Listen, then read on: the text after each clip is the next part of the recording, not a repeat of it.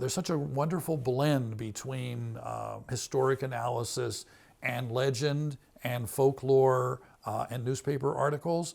Some people write these books that are 1,000 pages or more, and they're very intellectual. And then there's the local lore. You talk about what happened, your family or whatever. And Tom has been able to blend the best of both of those things. Really, without Tom, I don't think local history would be anywhere near as well known in Southern Ocean County.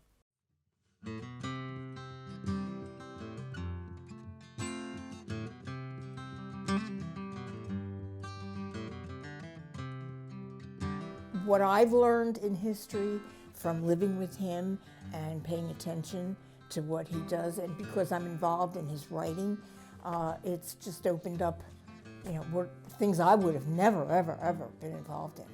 Because this is where we live, this is what we read, this is what you're supposed to know. If you don't know where you live and what happened before you got here, you've missed a whole lot. When I was a teacher, I would always attack the history book. I taught AP history. And the biggest thing that they were stressing at the time was the written part. You find a statement that you want to attack in your paragraph that you don't agree with, because it's much easier to disagree with something than to agree with something. Students are normally fairly rebellious people. When you say, what's wrong with this in the textbook? Go find out what's right. It makes you feel like you can have some effect on history. His teaching was outstanding. I mean, I've never ever doubted that. But to retire and get out of teaching, he's never gotten out of history. Never. It's always there. It's constant. What Tom has been able to do is bring historical rigor and excellence to the study of local history. And I had lifelong resident, went to college for history, never ever heard of the battle here at Cedar Bridge Tavern until I read this book by Tom, which is a compilation of his articles. And it was Tom and I who went to the freeholders and asked to preserve the Cedar Bridge Tavern, and thank goodness they did. It's been worth it. It's a site that's recognized on a state, regional, national level, and Tom has to take credit for doing that. He's the one who pointed the direction.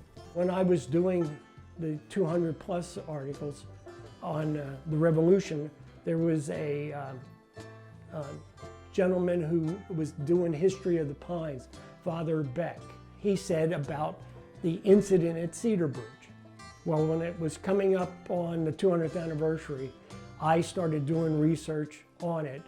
And the first time I ever came here was in 1982.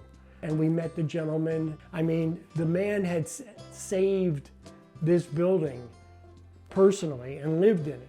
And of course, then the thing about Cedar Bridge is it's been lucky. Because of its location, forest fires have burned everything around it on several occasions and left it.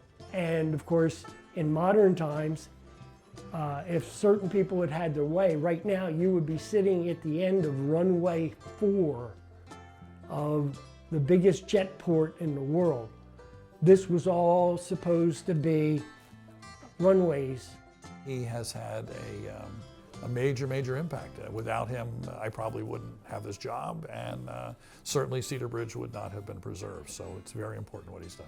I've always thought that most people didn't like what I wrote, mainly because it went against a lot of the things that they had been told.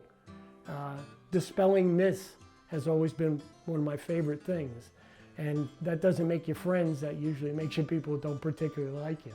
So yeah, it's a surprise that I got an award, and of course I'm happy. He deserves it. He works hard. He's never stopped working hard.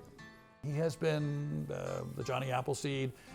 He has spread, cross-pollinated between all the different historians in the county, particularly in the South. And he takes stories that have been forgotten and resurrects them. And then he takes stories that we all know by heart, and he puts the intellectual rigor to them and actually finds evidence to support or clarify. Tom Farner is the real deal, and he more than deserves this award.